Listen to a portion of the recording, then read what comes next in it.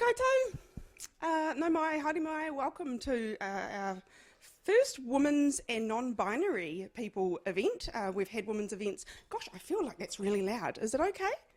Okay. We've had women's events in the past, but it's really exciting to be able to include non-binary people today, so thanks for coming along. Whakataka te hau ki te uru, whakataka te hau ki te tonga, kia mākina kina ki uta, kia mā taratara ki tai, e hi aki ana te atakura, he teo, he huka, he hauhu, ti hei Māori ora. So we are hoping today to shed some light on the exceptional journeys and experiences, struggles, triumphs of women and non-binary people. Before I keep talking, I just must apologise. I'm asthmatic. I've got a bit of a tight chest this morning, so it sounds like I'm getting puffed, which makes me sound like I'm stressed. I feel fine. I feel quite calm, but I'm just having to try and breathe and not talk too much to lose my breath, so I apologise for that. We do want to make you aware that this is a safe, non-judgmental space. No stupid questions, everyone's opinions and experiences are valid, so do feel free to speak up and share your perspectives. So hopefully by creating a nice supportive space this morning, it makes me feel better. And my huamahi I've got with me here today from UC Careers are ko Sahar, Rātou ko Sarah, and ko Shannon is just outside, was very friendly greeting you all and helping you find tea and coffee and things. We've got this wonderful diverse panel. Oh, my name's Nell. Did I say that? My name's Nell. We've got this wonderful diverse panellists here that bring their wealth of perspectives to share with us.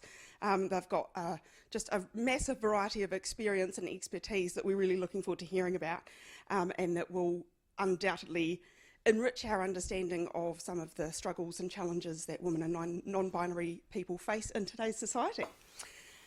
So just to introduce them really quick, we've got Dr. Hafsa Ahmed here at the beginning. Dr. Do you prefer to be just called Hafsa? Yeah, Hafsa. Hafsa uses the pronouns she and her. Hafsa is a member of the New Zealand Order of Merit. I got it. Was born in Hyderabad, India, and came to Aotearoa in 2007. She describes herself as an optimistic futurist because Hafsa believes we could all make the right choices for a better future. I think that's really lovely. In the middle here we have Chris Beardsley. Chris also uses the pronouns she and her. Chris is the Director of Performance Matters Limited, has over 25 years experience as an educator, trainer, leader, manager, facilitator and coach. She started her own company in 1998 and works in the public and private sectors and community and volunteer sectors throughout New Zealand. Chris has worked overseas delivering leadership programs for women in the Middle East and other programs in the USA and Australia. She's got extensive experience delivering executive and team development programs. She also resolves conflict in organisations within teams or between individuals and works as a coach and professional supervisor. So I feel quite lucky to have Chris here today. Ari, some of you may know Ari. Ari Nicholson uses the pronouns they and them. Ari's the Senior Rainbow Advisor here at UC, so if she looks familiar, they, sorry. Oh, do you know what? Of all the people who I struggle to get the pronouns right, it's Ari. My apologies. So if Ari looks familiar, that's because they are around campus a lot. Ari has in her role, how many years have you been in the role, Ari? 5 years. So before Ari came along, we didn't have a rainbow coordinator or team or anything. So that was quite exciting, I think, for UC. So during that 5 years, Ari has raised a great deal of awareness for staff in particular, I think, across UC from my own perspective. Ari has provided many hours of training for staff around awareness for rainbow communities and has provided that support directly to students as well. Ari's done such a great job of that they're a bit like Madonna or Cher. Everywhere around campus, when I speak to other staff, I can just say, oh, go and speak to Ari, and everyone knows who I'm talking about. So Ari's done a great job of, building those relationships and raising that awareness, which I think is really exciting. So thank you all for coming along today. Join me in welcoming our wonderful panel.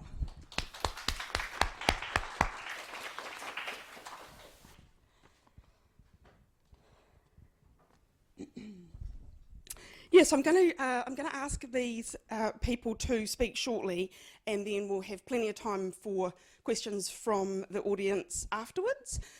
So we'll start handing out this mic, so that because we're recording today's event, which is going to go onto our YouTube channel, which means we do need you to speak your questions into the mic, so for the audio for the recording.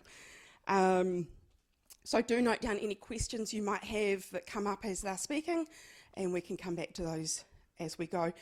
Also feel free throughout, as you have ideas. Some of the tables have got these big flip charts and post-it notes and things on them.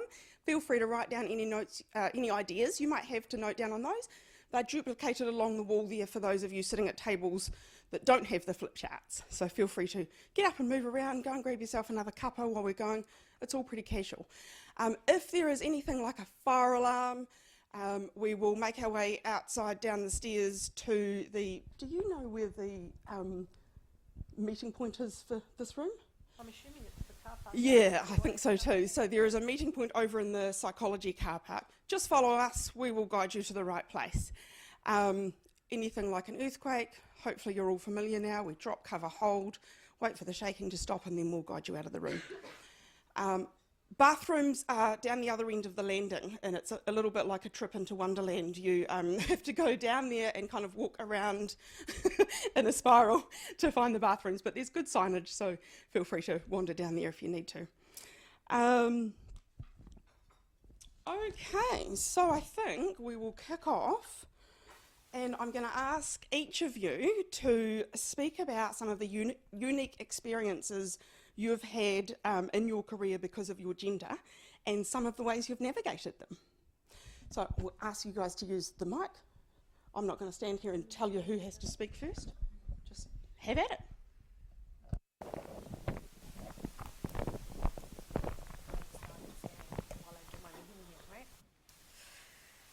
Mā te ingoa o te atua, ki te pūtaki o te aroha, te aro kohanga o te aroha. Tēnā koutou katoa, ko hafsa tōku ingoa, no inia aku tupuna, no Hyderabad te taone nui o inia ao.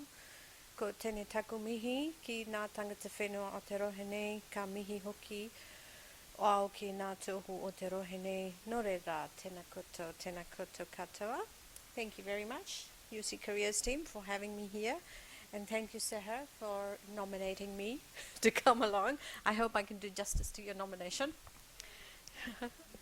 So, thank you for that question, Neil. Yeah. I was thinking about it yesterday when I was starting to prepare for this. In terms of the unique experiences, I think as an immigrant, I do have to go back to the life I lived as an immigrant back in my home country. One of the first career challenges you face, like I faced in my career, was to prove my worthiness for a position I wanted, because going back to my background in India, you're basically told what you're going to be when you grow up, right? So I was told I have to go down, either become an engineer or a doctor. Those were the only two options. And I decided I wanted to become an engineer. So I went ahead and completed my engineering qualification.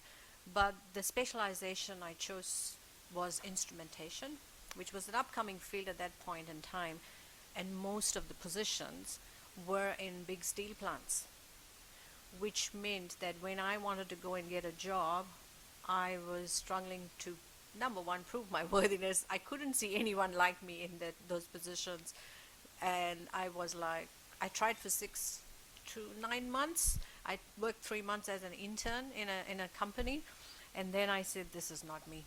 I can't hang around and be in these spaces where there are no men, women, there are only men, which meant that I had to shift careers at that point in time and move into the field of management.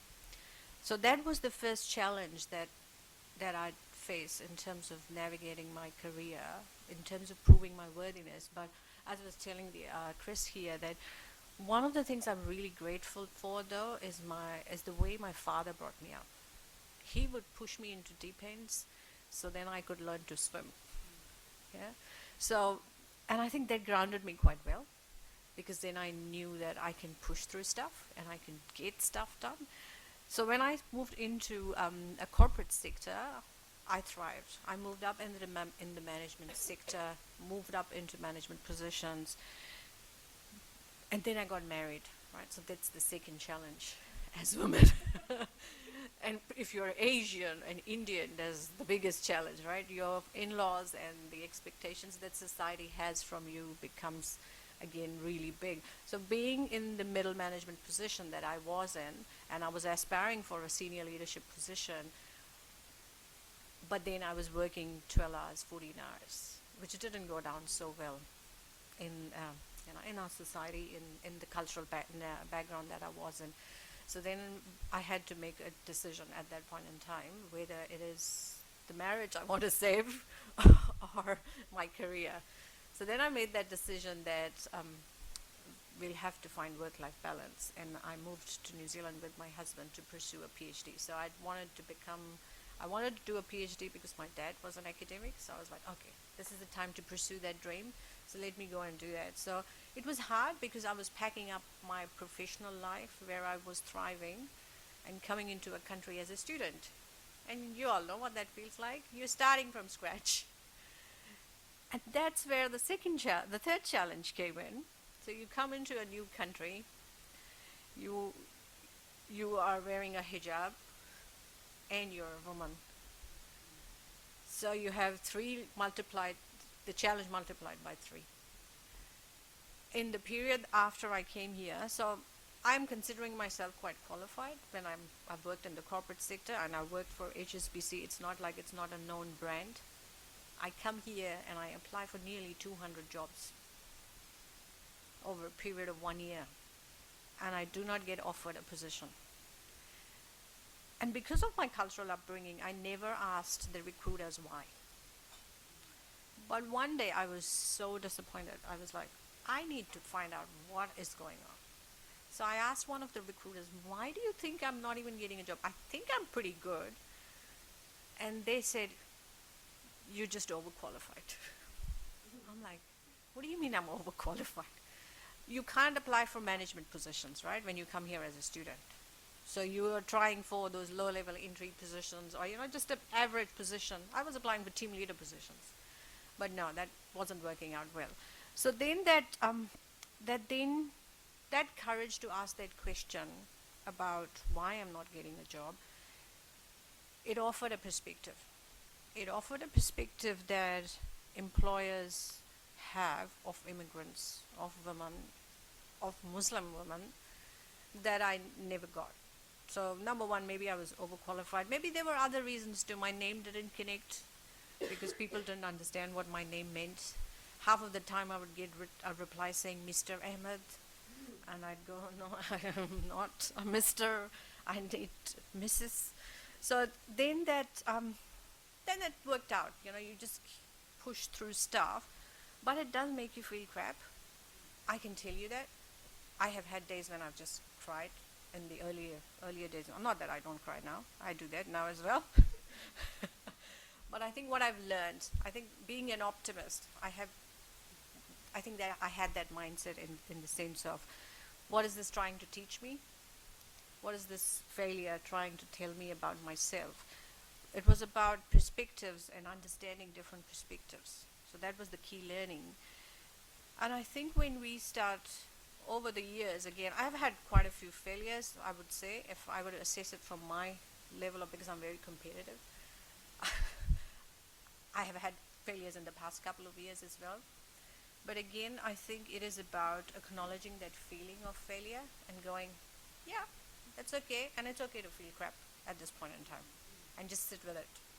Don't try to shush it away and say, I don't need this feeling, I don't like this feeling, because I think that's the biggest disservice I did to myself. When I had these feelings, I just went, I shouldn't be having these feelings. But I think that is the beauty of it, that you sit with that feeling of disappointment or upset or just what the, and then just get through it. And sometimes, having that network around you, and I stress this quite a bit, that you need a network around you to go and do these conversations with. If you are just feeling crap, I know some of us prefer to process it alone. While you've processed it alone, one of the key things that I have learned is that it's always good to just go and talk to people and go what the moments, right? Because then it just doubles it and makes you joyous. the And I think that that's how I believe that that has helped me emerge through these challenges. What I was doing was when I was looking through, and I follow this particular poet who's a Canadian Indian poet called Rupi Kaur. I was looking for a poem for today to just leave how I would sum up how I've navigated this, and I found this really beautiful. Not that the wording is the best, but this was the best poem I found. Was I'm not a victim of my life. What I went through pulled a warrior out of me, and it is my greatest honor to be her. Thank you.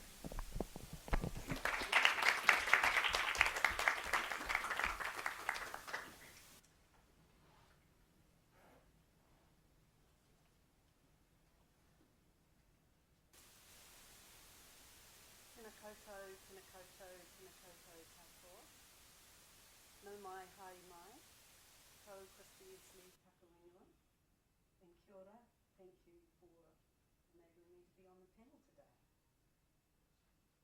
I was born in 1950, and that's had a huge impact on my career trajectory. Patriarchy, misogyny, racism, homophobia, and class issues were very much to the fore during that time of growing up. And I was lucky in that I came from a big family with two very loving parents who were very politically minded, they were compassionate, and they were social justice oriented. We were 7 kids, and we were a mixture of Pākehā, Māori, and African American. So early on I learned about racism, I learned about capitalism, and at a young age that was a good thing to be learning about, and it's informed my life in every way that I've lived. So when I got to high school, I did a professional course, and the things that you did if you were a girl after a professional course was either a librarian, a teacher, or a nurse. It was very restricted, as you guys know with that. So I decided to become a teacher and I went off to Teachers College. It was a 3-year program. And then in my last year, at 19, I married, and many, many, many people at Teachers College at that time married. So it was a very young age, and I must say, having children later, I would have been horrified if they had married at 19, but it was just normal then. So I went and worked at Walton Primary School, and I had a fantastic mentor in the headmaster, now called Principals, and he really pushed me, like you said about your dad, getting pushed and stretched and doing things that you were maybe worried and scared about. He really encouraged my development, and I think it started to make me feel braver. A few years after that, I became pregnant with my twin girls, and so I left teaching and became a full-time mum. And a number of years after that, I separated, and at that time I had 3 children under 5 years old. So I went on the DPD, and a little story about what happened once I'd gone on the DPD. We had always been campers in my family. We'd do camping in the holidays and over the summer. And I didn't have a tent, so I went along to Smith City Market, as it was called then, to buy a tent. And yes, I was on the DPD, but in those days you could get what was called time payments. So you could pay off a tiny little bit each week, and then when you paid off whatever it was, you could take it away. So at that stage I was told, well, you can't buy a tent. You're a woman on your own, and you need to have the man to guarantee that if you fall behind on payments, that man will pay for the tent. Well, I was outraged by that, really angry, and then I remembered that my mother had said when she married, she had to give up hers, and that was what married women had to do way back then. So I thought, well, okay, that was worse, but you know, you can only see these small changes over time. Anyway, I got this and we went off camping. But after a year and a half on the benefit, I got a job at Polytech as a part-time tutor and came off the DPB. And that was a time when feminism was really in the ascendance. It was really exciting, challenging. There was so much to learn. There were all sorts of women's groups. There were research being done by women, for women, and I became a feminist. And at the Polytech, I encountered another fantastic mentor, and that was my head of department. And she really encouraged me to grow and develop my skills, and I got new roles, and eventually became a head of department there myself and had 80 staff. So I had a huge amount to learn about managing people, but it was a great time of growth for me professionally. Some of the things we did, we introduced affirmative action when we were recruiting for women. We employed Māori Pacifica women, women who were disabled, new migrant women, refugee women, and there were a lot of others in the organisation, mostly men who were very uncomfortable about what we were doing. We also had to make sure that we had a really good induction for those women and a program that supported them in their roles. And over time, those women became really skilled and competent, and of course our students benefited enormously.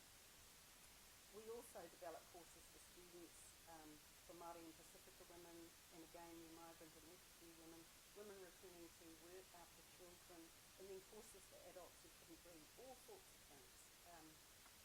And I started to learn how to manage conflict in a team of about 8 people. So I'm in my early 30s now and raising my children, and me and my ex-husband did co-parent, but I also work voluntarily for Women's Refuge, Women Against Pornography. I played saxophone and sang in a women's feminist band. We played feminist music. A lot of people didn't know what that was. And our band was called Regulation Bloomers because at high school we had to wear bloomers. I don't know if you know the word even. They were great big knickers, and we had to have them in the regulation colour of the school uniform. Later I moved to Wellington and was part of the Electricity Corporation, and it had 70,000 men across the country in that place and about 70 women. And I was the equity officer, so there to make sure that we got equity and equality in terms of the women in the organisation. And that was a very difficult place to be because a lot of the men were very resistant to that, and I could see early on that it wasn't a good idea to stay in the role because I was excluded from decision making, and I felt like this is going to be a job that I just bang my head against the wall and nothing could change. So I went in to other organisations where I was able to promote and build women's skills. And then 25 years ago I decided to come back to Christchurch. My parents were getting older and needed more support, and started my own business. I was really scared doing that because it was something I never thought I could do or would do, and it was very hard for after the first few years trying to make that work. But it went from strength to strength, and I think the importance of building really good relationships with people, doing high quality work, and building that trust was primary factors in the success of that. So some of the unique experiences that I had, I remember working at the Polytech when we wanted to offer women non-traditional trades training if they wanted to do that, like builders, fitters, turners, mechanics, etc. And the male tutors were very hostile and opposed to it. And it took, I remember, a year and a half of sustained effort, lots of challenging conversations, building trusting relationships, finally to get their agreement. And women did enrol in those courses. And of course, eventually, male tutors loved having them in their classes. They were great students. You know, they worked hard, and of course, we also needed to figure out how to support them in that environment as well. When I was running my own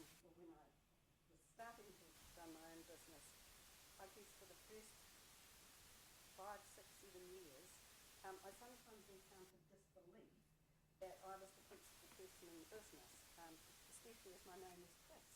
So I was Mr. Chris Beardsley, often addressed as that, would come along, and you'd first see a guy look at me and go, oh, that's not a man. So, company directors and men. So I had to really demonstrate my credibility and align my values and beliefs so that I was really authentic and true to myself, because I knew that if I didn't do that, things would just tip over. And in doing that, demonstrating expertise, but also building respectful relationships was absolutely crucial. There was the ongoing issue of sexual harassment. I'm not going to give any examples, but that was very common, and initially when I was younger I found that much harder to deal with than I did as I grew older. Underground miners on the west coast, I'd like to tell you a little story about that. So I was asked by a company if I would, train underground coal miners on the west coast. Now, the company had tried doing this with two male trainers, and the first one had come along, and within the first 5 minutes the miners had said, excuse my language, to fuck off back to Christchurch. They did the same with the second man that they got, and so the training never happened. So they'd heard about me, and so they asked me to come in and talk to them. They were very worried that I wouldn't be able to cope with these very macho, full-on guys who could be very rude. There are lots of swearing, and I said, well, I'm sure I know all the swear words. It's not going to make a difference. It's okay. So I persuaded them to give me a try, and they went ahead and employed me for the work. And it was a challenge because they were tough, hard guys, and they didn't have any qualms about trying to unsettle me or sabotage the training. And so empathy and respect were really crucial, because if I started fighting with them, I knew it would just turn to custard. It wouldn't work. So I remember the first day of starting the training, these miners came into the room and they all looked rather uncomfortable, and I had been told that most of them had never finished high school, some of them hadn't gone to high school, and they really did not like to go into learning situations in a classroom setting. So I bowled over to them and went to shake their hands, and they'd come off a short shift, and they were in their overalls, all grubby and with dirty hands, and they said, oh no, you can't shake your hand. And I said, look, that's the way I greet people. Shook their hands and said, I'll wash them later if I need to. And they were kind of unsettled by that. It was interesting watching them. So we sat down to do introductions, and the first person that spoke, the man looked at me and he said, I've been in prison, And I don't know what he was expecting me to do, maybe run out of the room. And I said to him, that must have been a difficult place to be. And I could see him sort of very surprised. And so then I said to him, so what did you learn in prison? And he looked even more surprised when I asked him that. I have to tell you a little story here, because my dad was a journalist and writer, and he had written a book called Black Ball 08, and it was about a coal mine, and it's true, on the west coast, where the miners were striking for a 15-minute lunch break, and the owners did not want to give that at all, so they went on strike, and that was where the beginnings of the Labour Party and the trade union movement in New Zealand began. So when I said to this man, so what did you learn in prison? He said to me, I learned about trade unions. And I said, how come? And he said, well, in the Paparoa Prison Library, there's this book called Black Ball 08. And I looked up at him and gave him a big smile. I said, my dad wrote that. Well, it broke the ice. All the guys were just relaxed, and we started doing the training together. So it was still difficult in those early stages, but eventually the word went out that I was okay, and they would come and do the training. So in thinking about what are some of the ways I've navigated things, and like you, Hafsa, I think I'm going to be repeating some of the same things that you said. I think for me, discovering feminism and understanding organisational structures and systems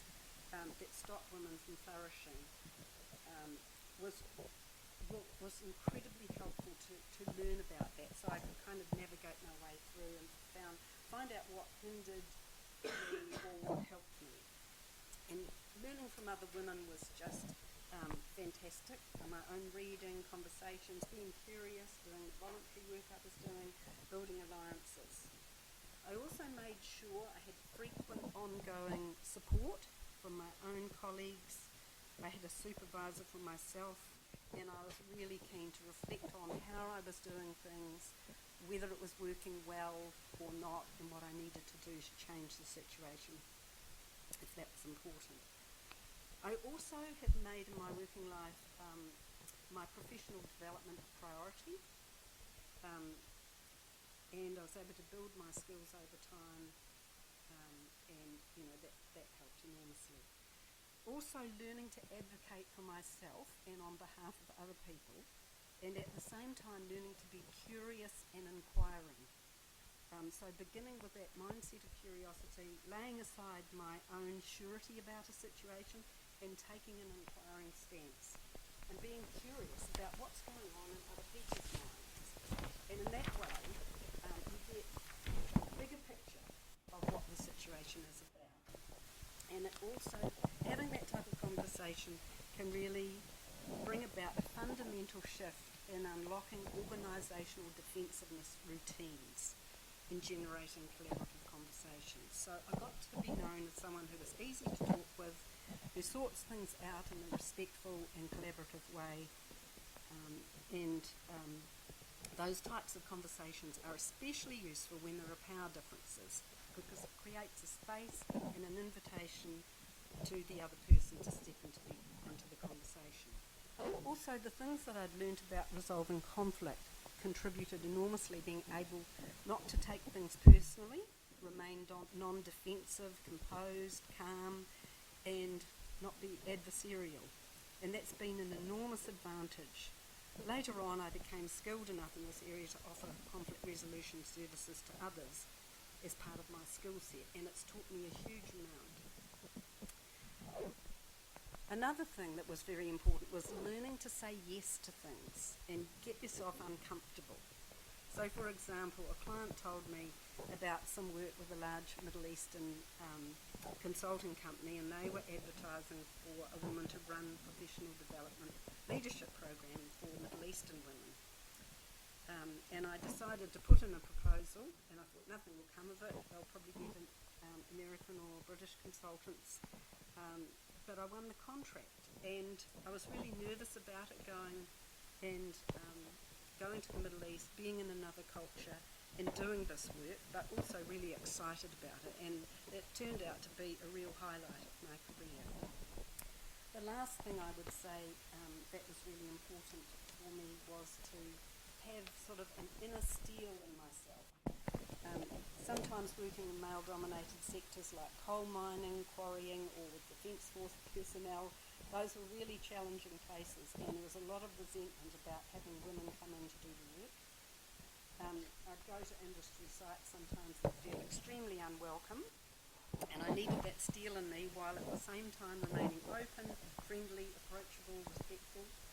They wanted to fight and test me, and I didn't take the bait. And they gradually learned that they couldn't unsettle me. So it's been rough going at times with groups of men that I've worked with, who may initially endeavour to sabotage. So that inner strength and that inner steel has been absolutely crucial.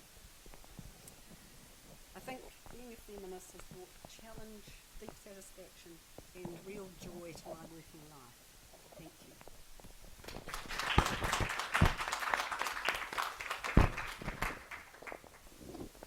Right, I've got to follow that. Thanks both of you. Kia ora koutou.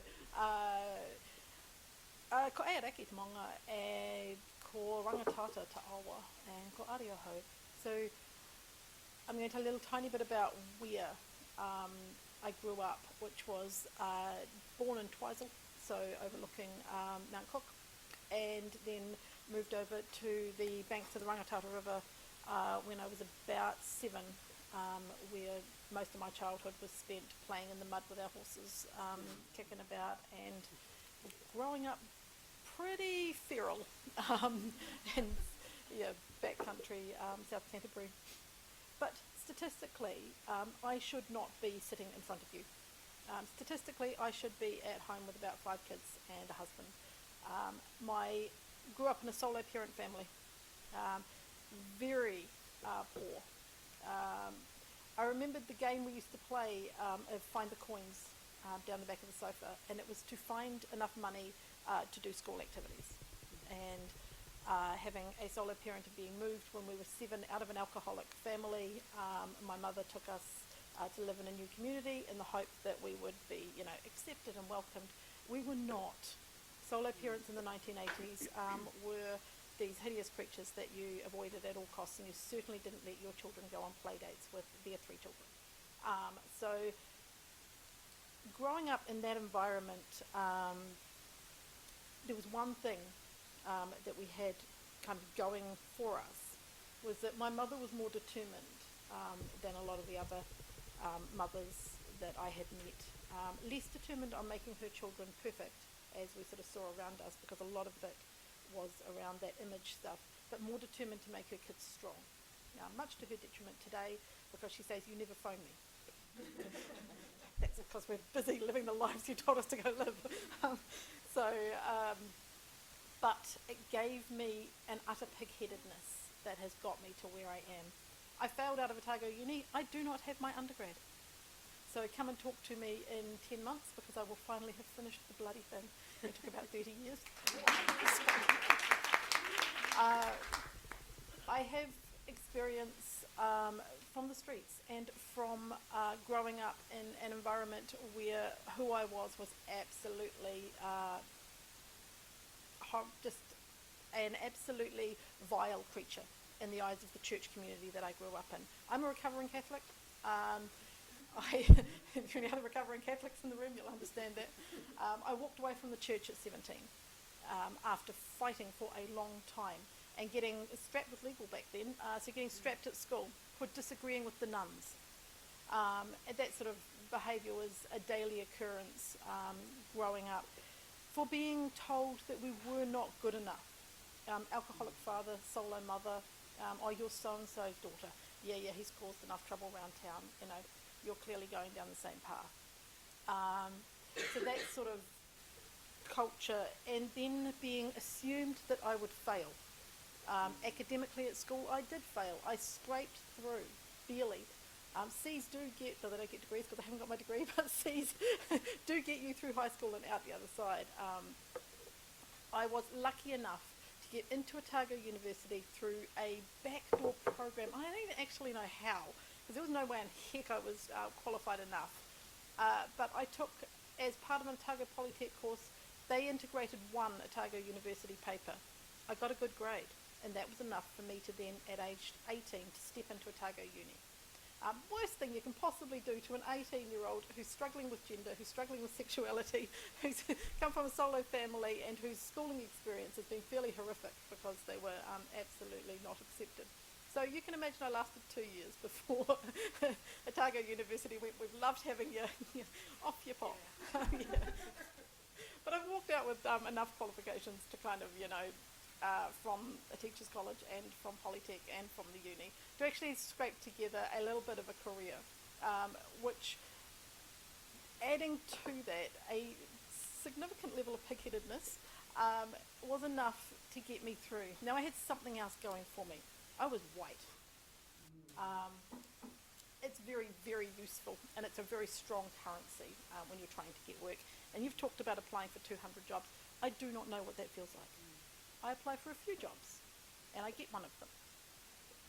And I do that because the colour of my skin and where I grew up gives me that level of privilege. And it's something I no longer took it for granted for a very long time. I believed it was all my doing.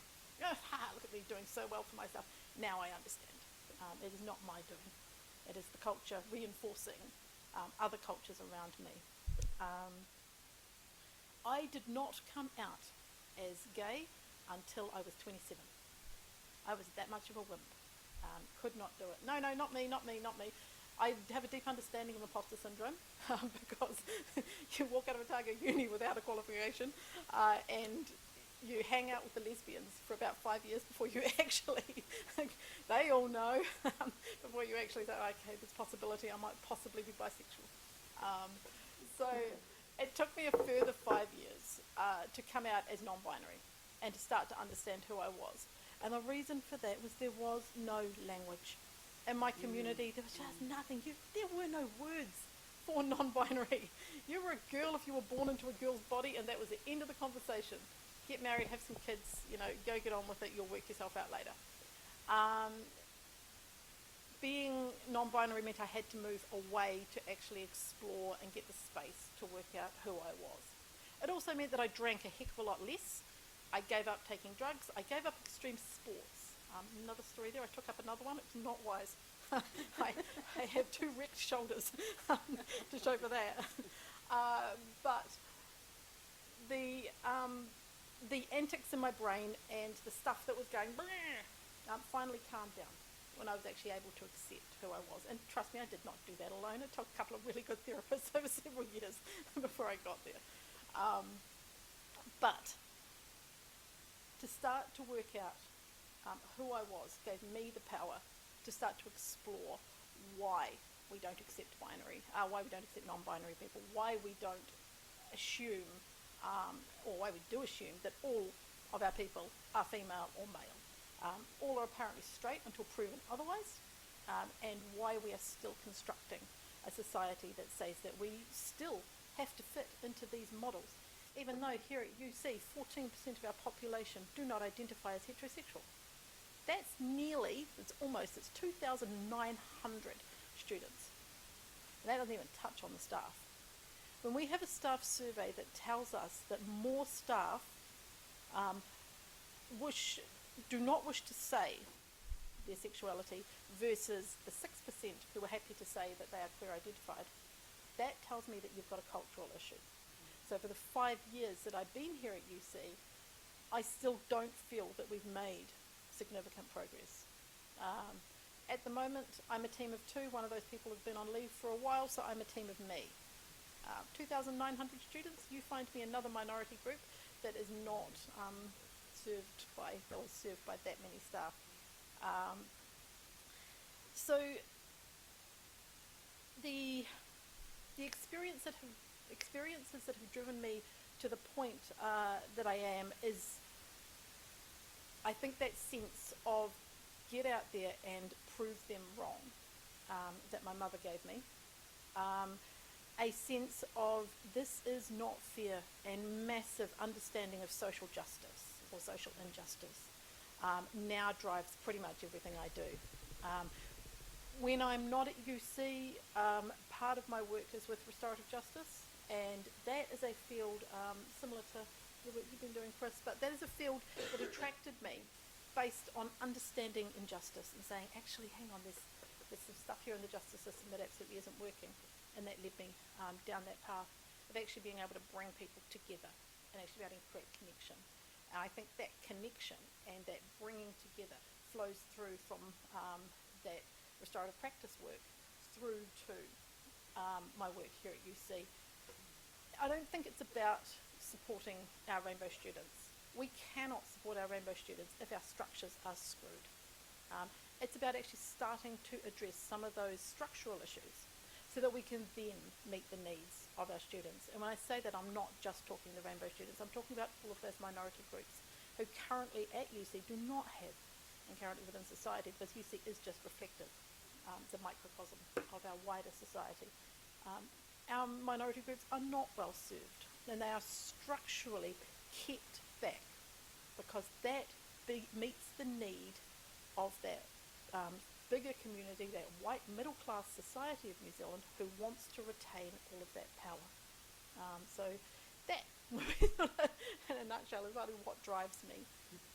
What keeps me coming back every single day and making sometimes upward steps, but a lot of the time I feel like I'm walking sideways or down another flight of stairs. We've got a long way to go, but I think when I look back on it, it's been a little reflective exercise and there's around where we've come from.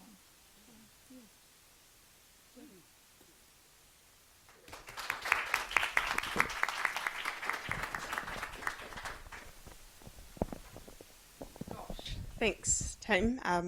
Great stories. I don't know about the rest of you, but I felt that I could relate to many things from all of your stories. Ari, you could have been talking about my childhood growing up feral. I was sort of thinking, oh, it's not just me. I noticed, recurring themes there around, some of the allies that you've had, whether that's fathers, solo mothers, people that have helped you to build that inner steel that you talked about, Chris. So I think that's amazing. I love what you've all referred to as, having those networks and those relationships. And I think Ari kind of bringing that into not just with other people, but with yourself, understanding your own identity is really important to understand how you're going to contribute to this journey of facing down social injustice, but also how you're going to maintain your resilience through that. So I think there's some really good underlying messages there. We've got plenty of time now for questions, so I hope that you've all been thinking. I didn't practice what I preached and write down my thoughts about questions I had, even though I was like, oh, tell me, I want to know more about that. I've forgotten them all now. So I hope that you've all retained some questions that you have. So just flick your hand up if you've got any questions and I'll bring you the mic. Equally, if you want to pop out and grab another drink or a cookie, which I think I might do in a moment, feel free. Has anyone got any questions?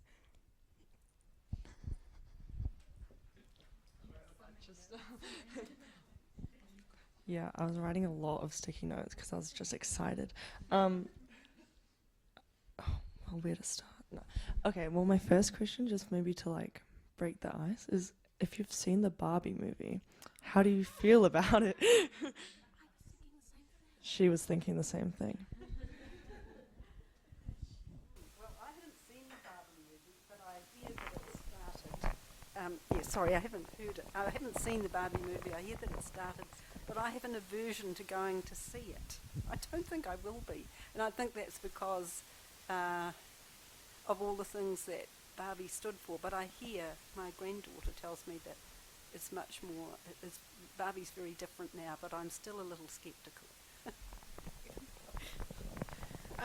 I did ask my 12-year-old son, should we go see Barbie or should we go see the Transformers movie? And thank God we went to the Transformers. And I could see the relief on my fiance's face at the time, thinking, none of us particularly wish to sit through a very stereo-reinforcing movie that I think is being heavily celebrated, which feels deeply wrong to me. It's like, let's take them. No, don't even get me started. There's an entire lecture series on that one. No, will not be going to see the Barbie movie. Apparently every other gay in town did, though. It's all over my Facebook feed. The short answer is no. But I'll tell you what's happened with me is, so Barbie and Oppenheimer released at the same time, right? So I am the engineering geek, so I got quite attracted into the Oppenheimer story, and at that time I was reading Viktor Frankl's Man's Search for Meaning. If anyone here hasn't read it, please go and read it. I think it juxtaposes the conversation of what someone who's been in a Holocaust concentration camp writes about suffering and meaning of life against what Richard Oppenheimer did with the creation of the atomic bomb, and then goes back to the point of injustice. It exposes a whole different level of the whole idea of what are the big economies doing at a point in time. So sorry to divert the topic from Barbie to Oppenheimer to atomic bomb, but I think it's a meaningful conversation because I never had Barbies, I'll be very honest. It never attracted me, but atomic bombs did.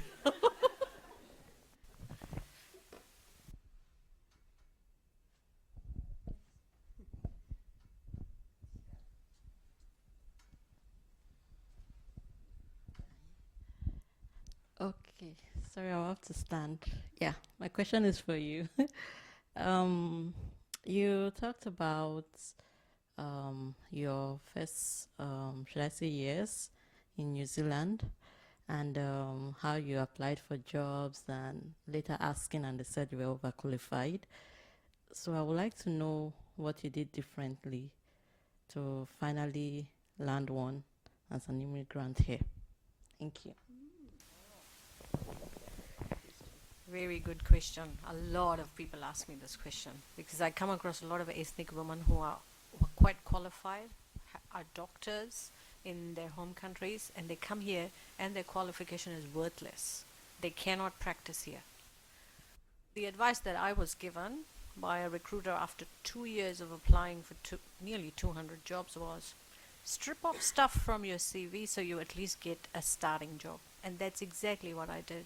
I had to take out everything from my CV, my management experience. I just had to show that I was a student here. And then I started off as a receptionist. I think I had to accept that. And I think, again, it gives you a perspective that employers here are wanting to first test how far you're going to go as an immigrant, right? So they want to, I guess they're all flipping it and playing devil's advocate here. Why would I want to employ you when you don't even understand the culture of how this country operates or how we operate as employers? So I think it's a give and take relationship, but sometimes some of us who have come in the initial stages have had to give up quite a lot.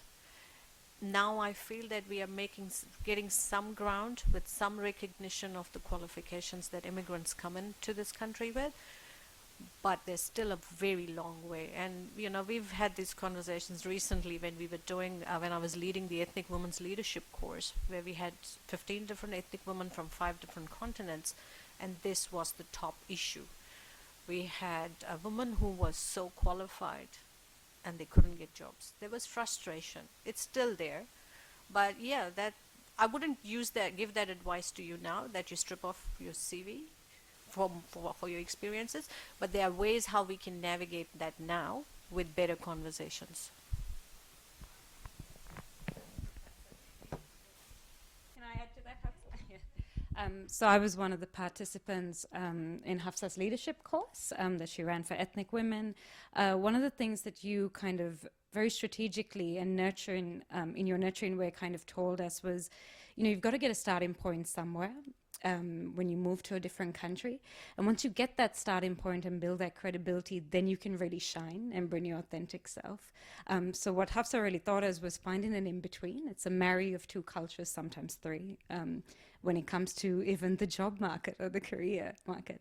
And you keep who you are in essence, who you are in your skill sets and your identity, but you also learn to adapt, and you become this person that really brings value to an organization because of your diverse thinking, but also your adaptability. So you become a real asset, if that's any inspiration to you. But I think, like she said, getting a step in, so like myself too, had some professional experience, started off at a bar, actually, working in a bar. You kind of build that credibility through your networks, the people, and then you kind of get opportunities to grow. And I think, if I may add, and this is a bit controversial, the reverse won't happen in my country. If another person came to my country to work, would give you the best job, right?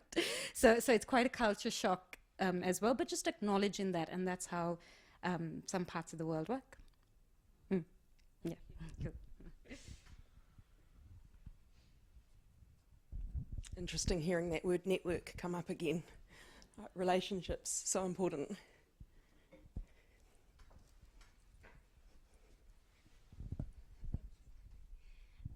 Hi, I'm Alex from China, and I have 2 questions. One is because I'm a mother, and so the first question is for the women who has trial, what is the challenge and advantages do you think in her career?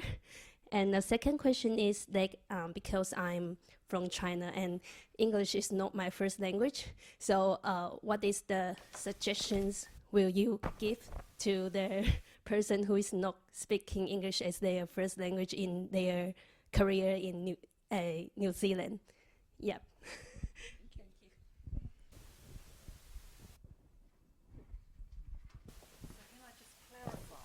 you're asking about if you have children.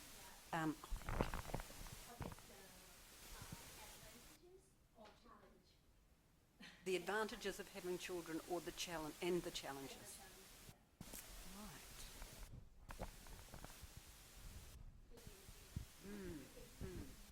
I'm just going to swap that mic because that one's getting a bit of feedback and static. Just sheets. Yeah, I do. Okay.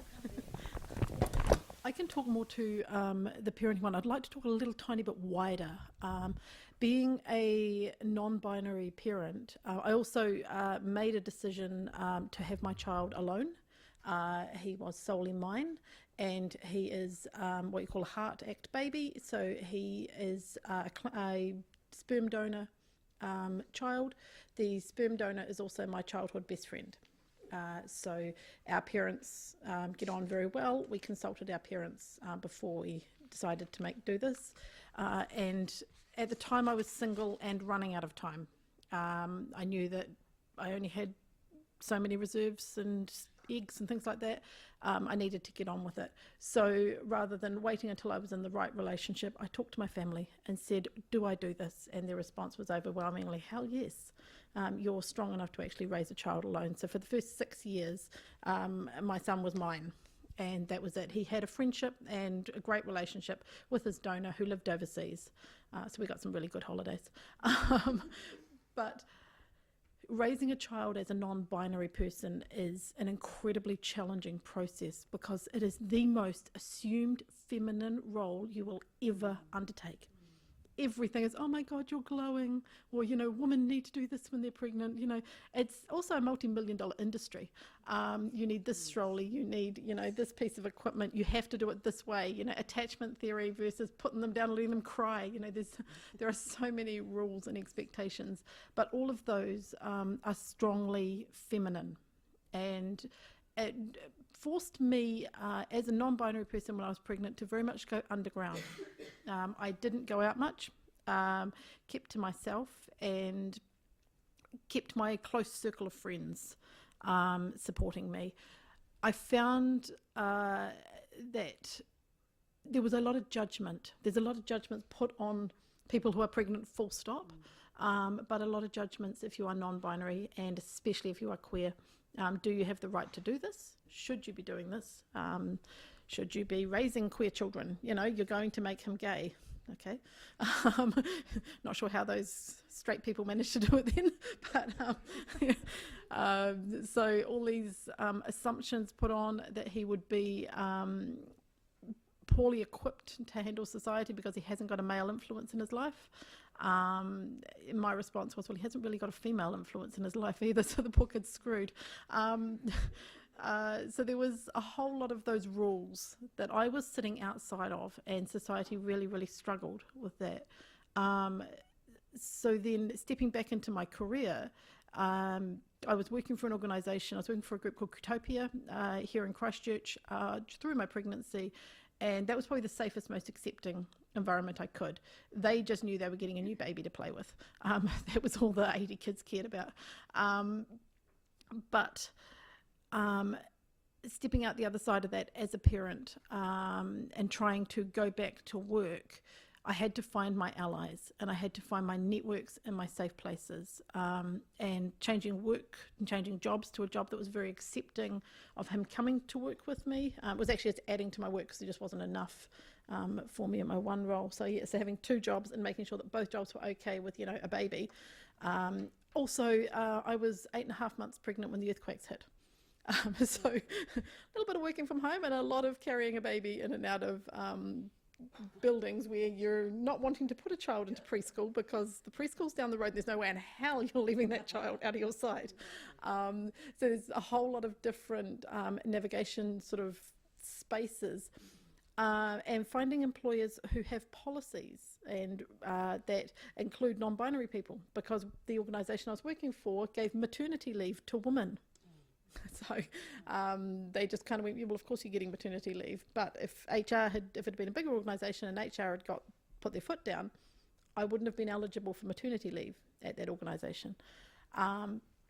making sure that I had safe people who were going to be non-judgmental and hold me back because I was non-binary and raising a child.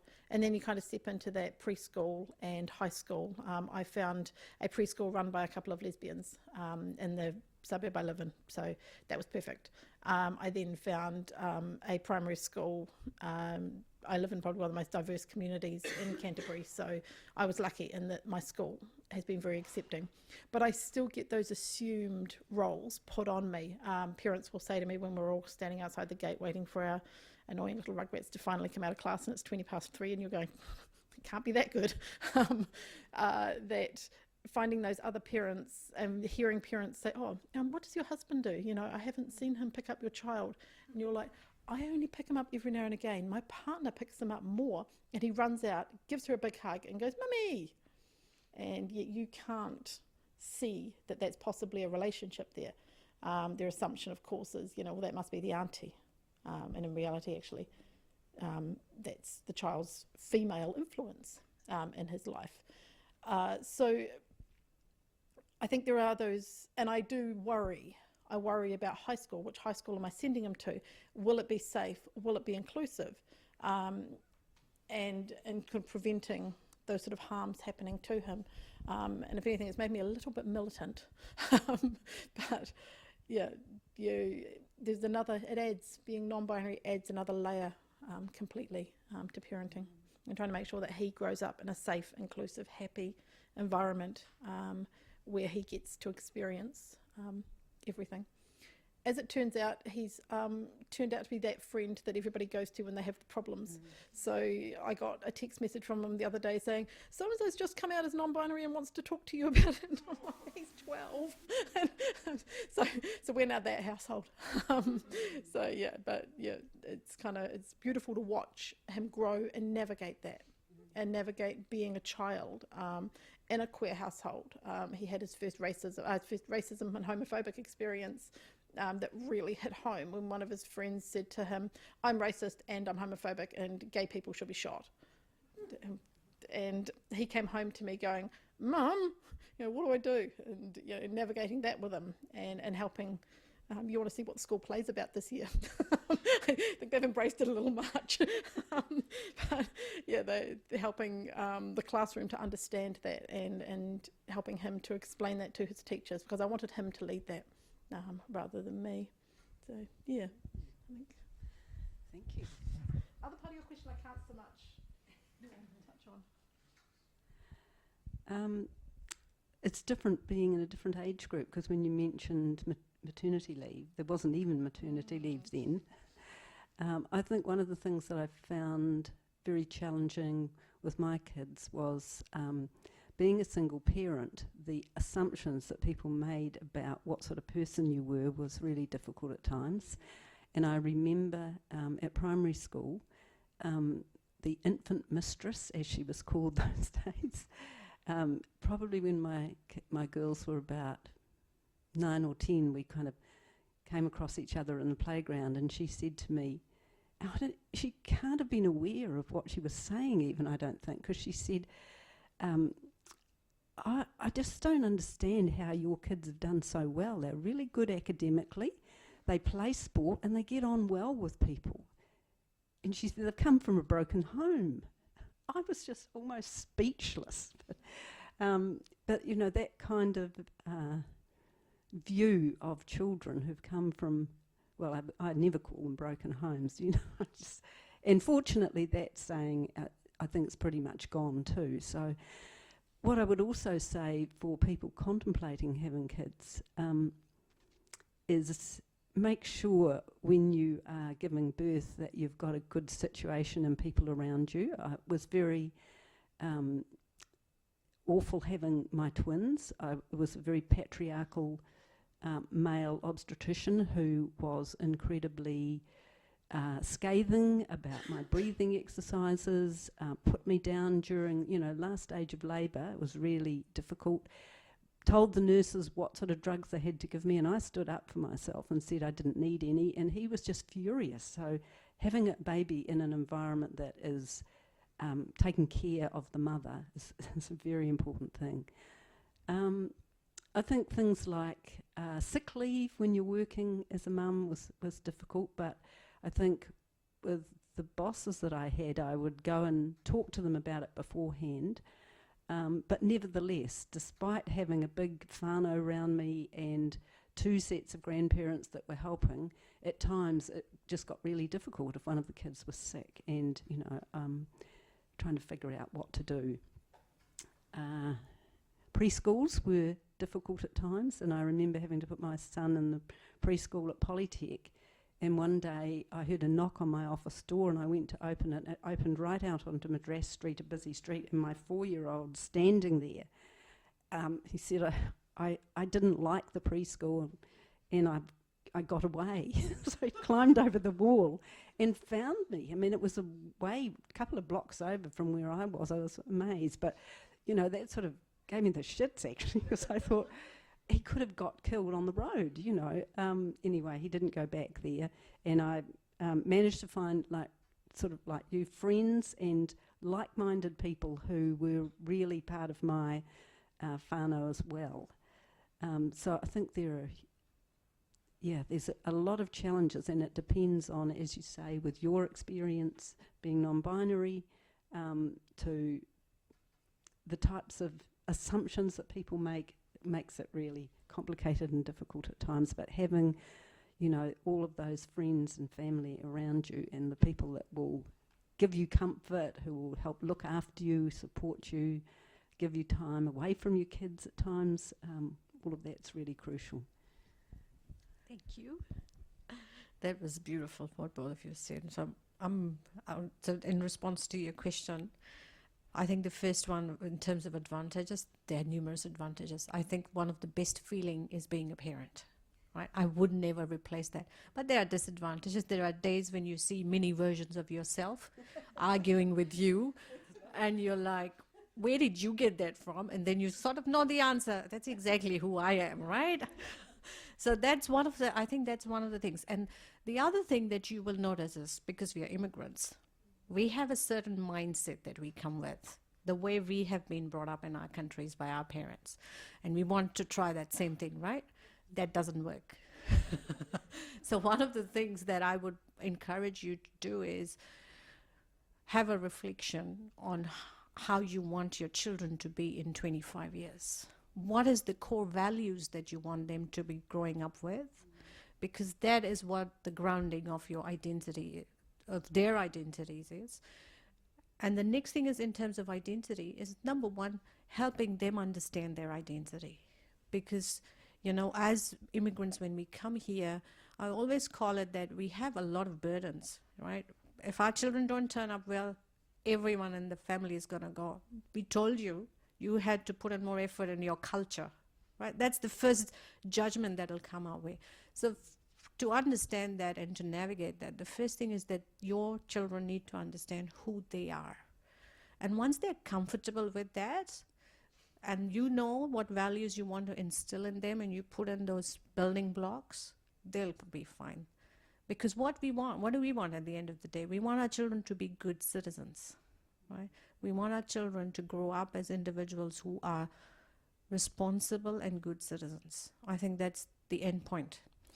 In terms of challenges, I think that kind of answers about the language that you just said.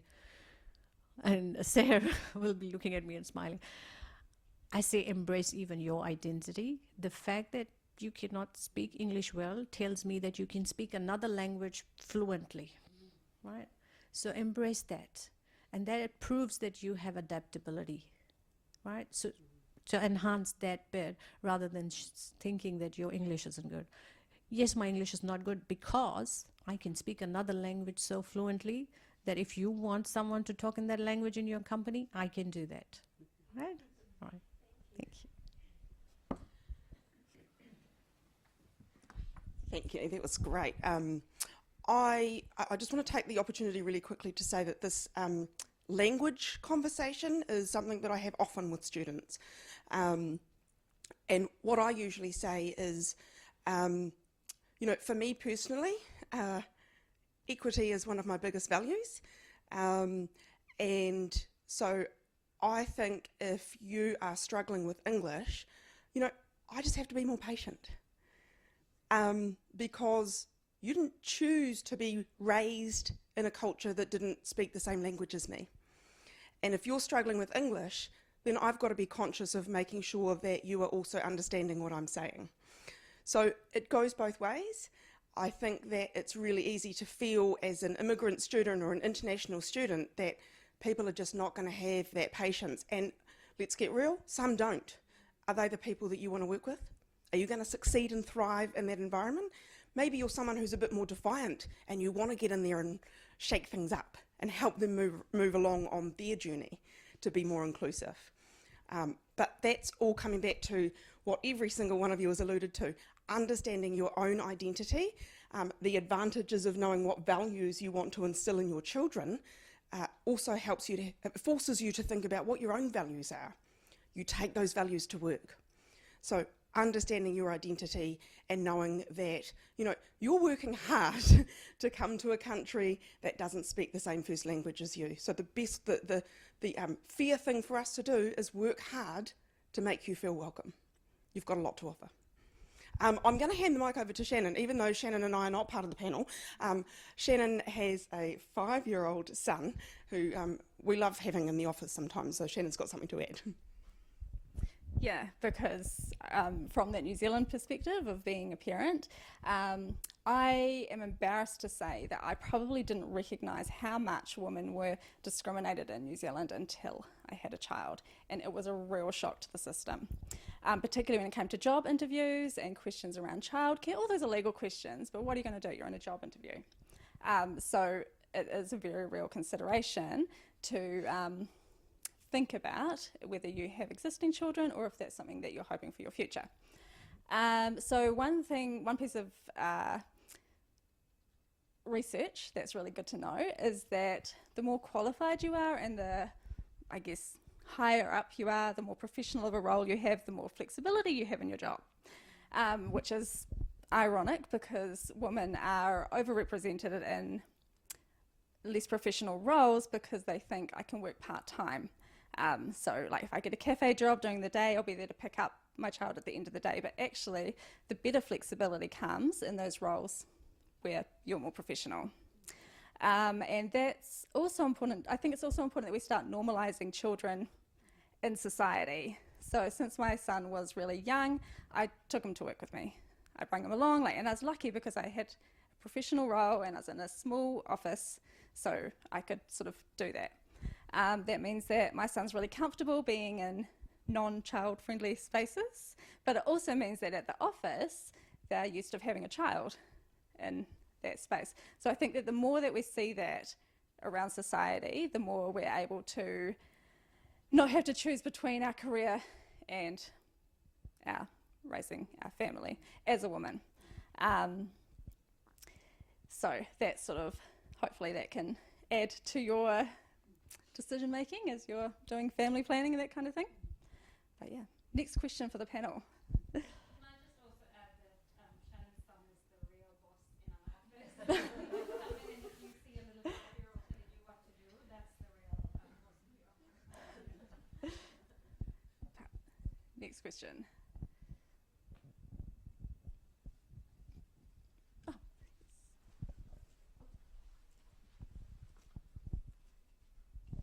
Hello. How do you deal with trying to get people to care but not force feeding them information, getting them to do their own mahi and their own research into for example, pronouns? I'm trying to teach my flatmates that. It's not going so well. But yeah, just those kind of things, you know?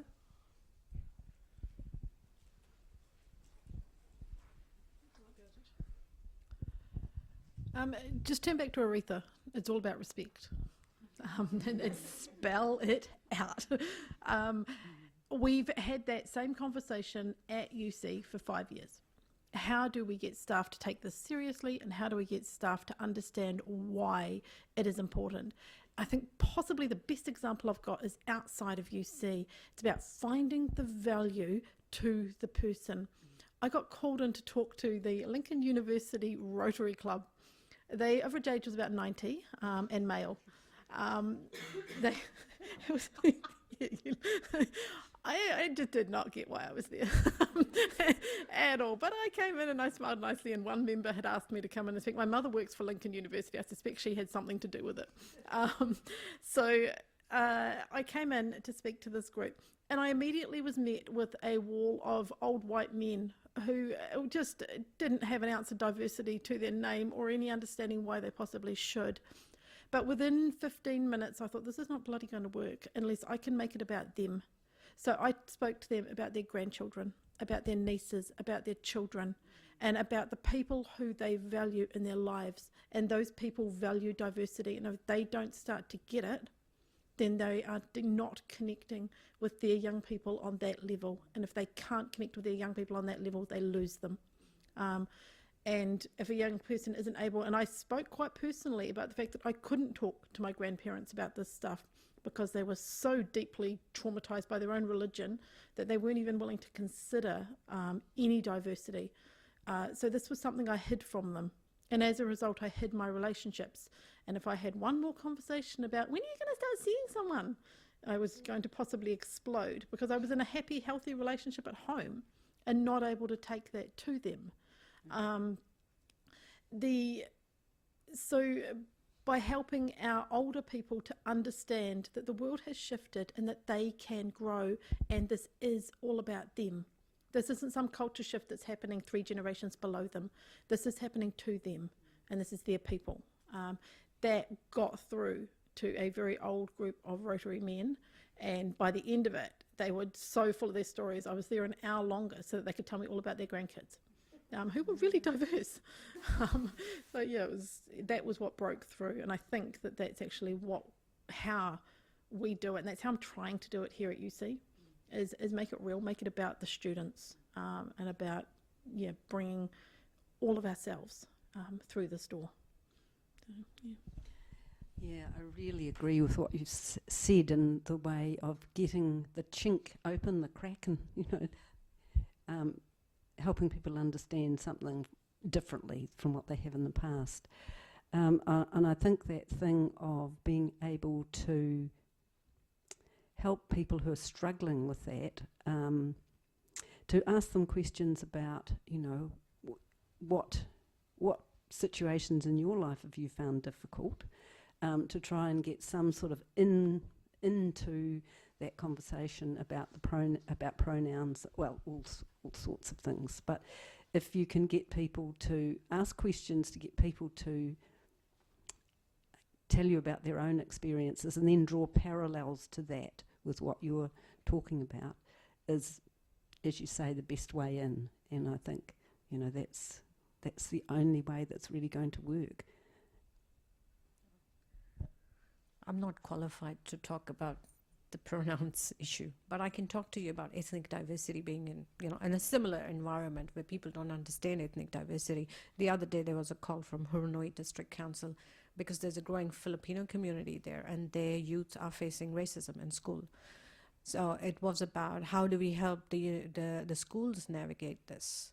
Because at the end of the day, and I've heard stories of Afghan refugee women who have grown up here, and African community immigrant members who've come to this country and this is actually it brought tears to my eyes when I heard, and this is very recent, right, past 3 years, there was an African immigrant who came here to do her PhD. She moved in here with 3 of her daughters, and her daughters were not able to find friends at schools, so she ended up having her lunch in the toilet.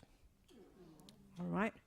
That's how bad things can be. And so in order for us to change that culture, and I think that's what the Hurunui District Council was doing, was getting people around food is the best way to help them understand different cultures. It's again about the value that we bring and helping everyone understand. So I think that's the perspective that I would offer in terms of helping people understand who we are, helps them understand and build better relationships in these scenarios.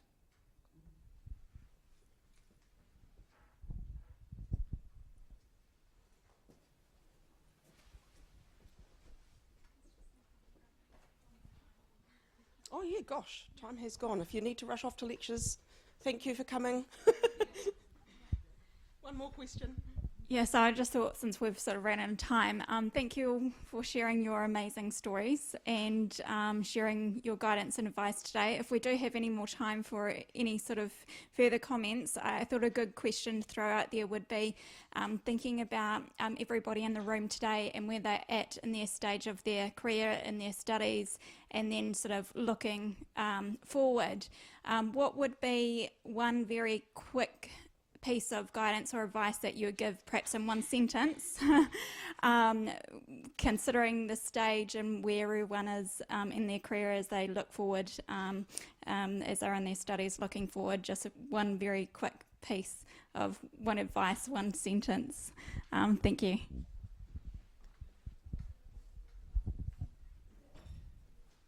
Gosh, it's all been so interesting that time just flew.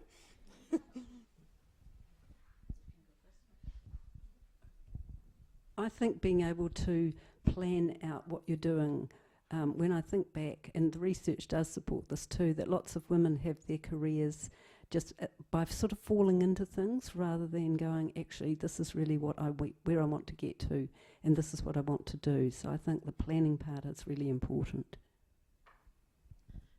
Be ambitious. Do not give up. Keep fighting for what you want. If it doesn't work one way, find another way to make it work. Yeah. I'm going to say just know yourself, because everyone else is taken. It is only you who are you, right? At the end of the day, you are one person who's unique. So knowing yourself and identifying what your journey is, what your values are, your identity is really critical. And once you're grounded in that, everything else will fall in place. Thank you. What great little summaries to wrap us up, eh? Highly tautaku, all of the things that they just said. If you need help with any of that, that's what UC Careers are here for, so do come and see us. I just want to say a massive thanks to all of you for coming and for all of the great questions that you've shared. It's been fantastic. Massive thank you to our panellists today. Join with me again in thanking them for their time. And unuhia, unuhia, unuhia ki te uru tapunui, ki wātia, ki mama, te ngākau, te tinana, te wairua e te aratakata, koe rā e rongo, whakairea ake ki runga, kia tina, hui e, tai ki e. Ka kite, mauri ora.